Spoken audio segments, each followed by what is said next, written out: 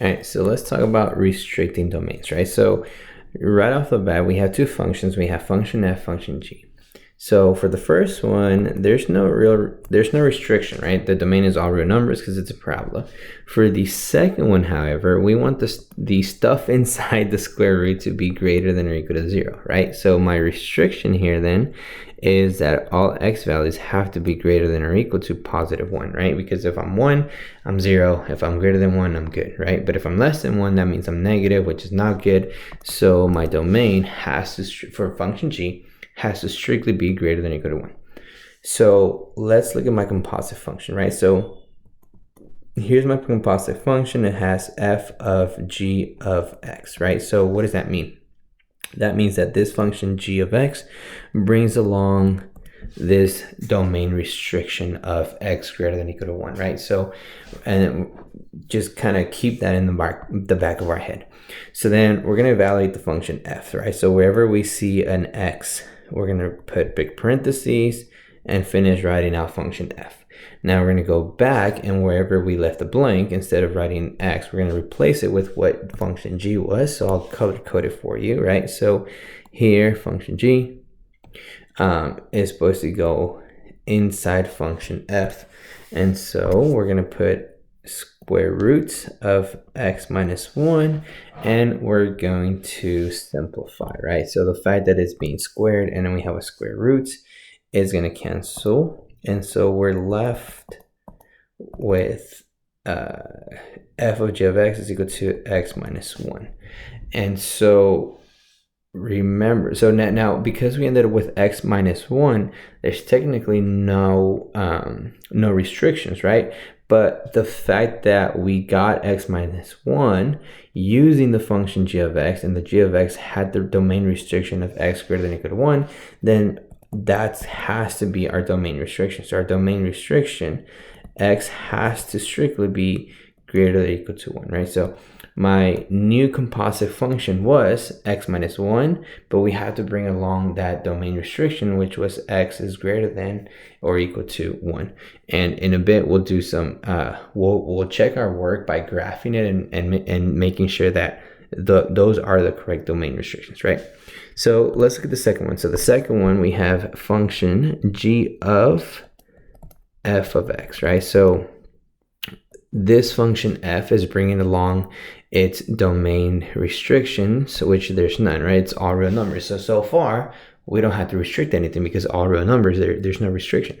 And so we're going to figure, okay, well, what is function g of f of x, right? So again, we start off by writing the function g, and then wherever we see an x, we're going to leave a big blank because we're going to come back and replace that blank with whatever the function f was, which in this case was x squared. And then again, there's function f didn't bring any domain restrictions because it was all real numbers, right? But here we have a new function, we have a square root. Remember, the stuff inside the square root has to strictly be greater than or equal to 0. So that's going to be my new domain restriction because we have a square root in this new function, right? And so we have to figure out, okay, well, when is x squared minus 1 greater than or equal to 0, right? So we solve for x, and we get x squared to be greater than or equal to 1, or we get x greater than or equal to plus or minus 1. So what is that saying? Well, x strictly has to be greater than 1 or less than negative 1, right? So the reason that is because it's being squared, right? So as long as you're not less than 1, you're going to be okay. So my domain restriction, right? So we have x has to either be less than negative 1 or x, well, let's do this. So x has to be, what do we say? Less than 1 or greater than 1, and it's kind of weird. But so x has to strictly be less than 1 or greater than 1, and there is no fraction, so it can be 0, so that's okay.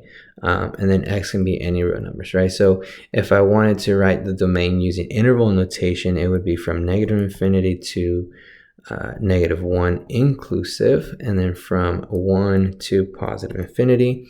how can we check? Well, if we try 0, 0 is going to give me a negative value, right? If we try negative 10 squared is 100 minus 1, it's a positive number. If we try positive 10 squared, again, that's a positive number, minus 1, still positive, right? So let's graph it real quick just to make sure that these domain restrictions are true. Oh, let me finish this one. For what we wrote, right? So g of f of x is equal to, we had x squared minus 1.